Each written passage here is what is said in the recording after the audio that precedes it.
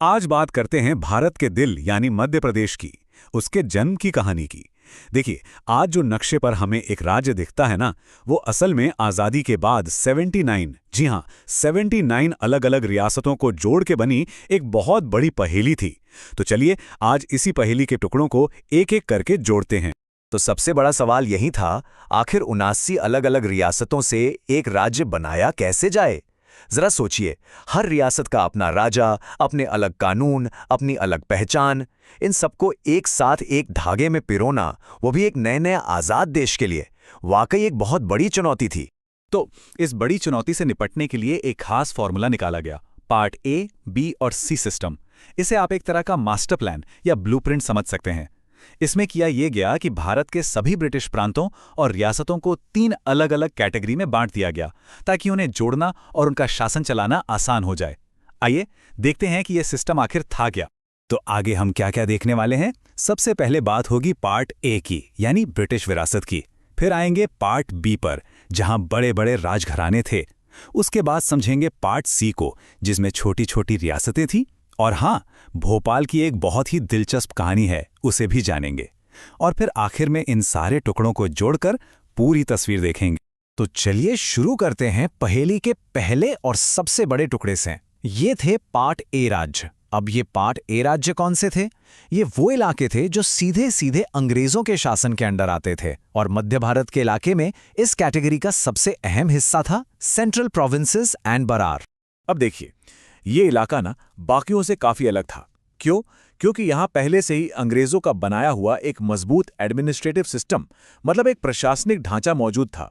इसकी राजधानी थी नागपुर और इसके पहले मुख्यमंत्री बने पंडित रविशंकर शुक्ल। इसमें 15 छोटी बड़ी रियासतों को भी शामिल किया गया और इसी वजह से ये पूरे क्षेत्र का, कह सकते हैं, सबसे स्थिर हिस्सा था। अच्छा, पार्ट ए तो हो गया। अब आते हैं पहेली के दूसरे तरह के टुकड़ों पर, यानी पार्ट बी राज्य। ये वो राज्य थे जो बड़ी और ताकतवर रियासतों को मिलाकर बनाए गए थे, और इन्हें जोड़ने के लिए एक बिल्कुल अलग रणनीति की जरूरत थी। यहीं से शुरू होती है मध्य भारत के बनने की कहानी। देखिए, मध्य भारत को बनाना अपने आप में एक बहुत बड़ी सियासी पहेली थी। मसला ये था कि यहाँ 2 बहुत शक्तिशाली राजघराने थे। एक तरफ ग्वालियर के सिंधिया और दूसरी तरफ इंदौर के होलकर। अब इन दोनों को बराबर का सम्मान देना बहुत जरूरी था, वरना बात बिगड़ सकती थी। तो इसका हल क्या निकाला गया? एक बहुत ही अनोखा समाधान, 2 राजधानियों वाला एक राज्य। तो ये बंटवारा हुआ कैसे? देखिए, ग्वालियर जो सिंधिया का गढ़ था, उसे बनाया गया 6.5 महीने के लिए विंटर कैपिटल, यानी शीतकालीन राजधानी। और इंदौर जो होलकर का केंद्र था, उसे 5.5 महीने के लिए बनाया गया समर कैपिटल, यानी ग्रीष्मकालीन राजधानी।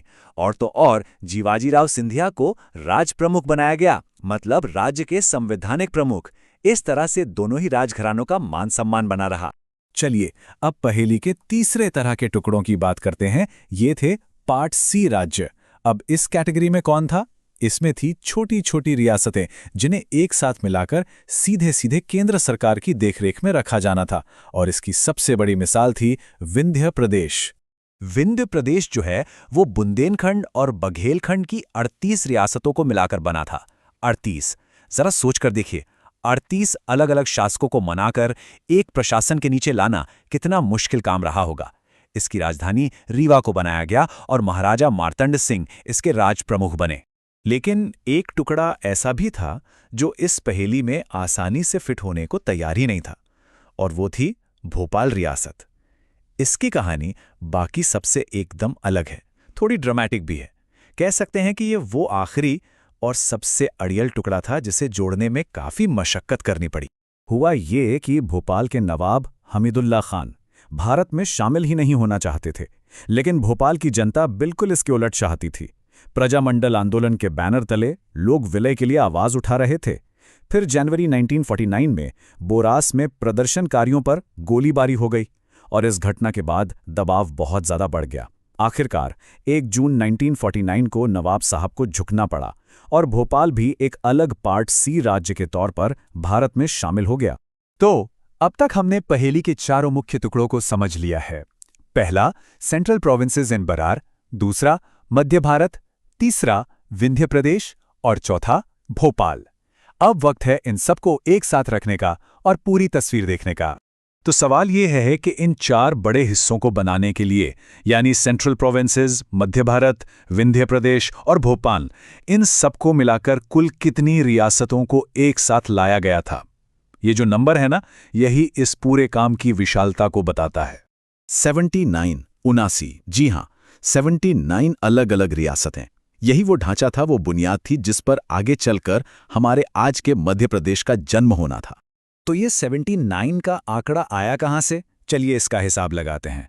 देखिए, सबसे ज्यादा 38 रियासतें तो आईं विंध्य प्रदेश से, फिर मध्य भारत ने इसमें 25 रियासतें और जोड़ी, सेंट्रल प्रोविंसेस एंड बरार से 15 आईं, और आखिर में भोपाल की 1 रियासत। इन सब को मिलाकर ये गिनती पूरी हुई। तो ये थी तस्वीर 1956 से ठीक पहले की। 4 अलग अलग एडमिनिस्ट्रेटिव यूनिट्स, सबकी अपनी अलग पहचान, अपनी राजधानी, अपने प्रमुख। पार्ट ए, बी और सी सिस्टम ने इस पूरे बिखरे हुए नक्शे को एक फ्रेम में तो बांध दिया था, लेकिन कहानी अभी खत्म नहीं हुई। तो 1947 से 1956 के बीच एकीकरण की इस बड़ी सी पहेली के सारे टुकड़े तो अपनी अपनी जगह पर रख दिए गए थे, लेकिन ये मंजिल नहीं थी, ये तो बस एक पड़ाव था। असली सवाल तो अब भी बाकी था कि इन अलग अलग टुकड़ों को पिघलाकर वो एक मजबूत राज्य कैसे बनाया जाए, जिसे आज हम सब मध्य प्रदेश के नाम से जानते हैं। इसका जवाब हमें इतिहास के अगले पन्ने पर मिलता है।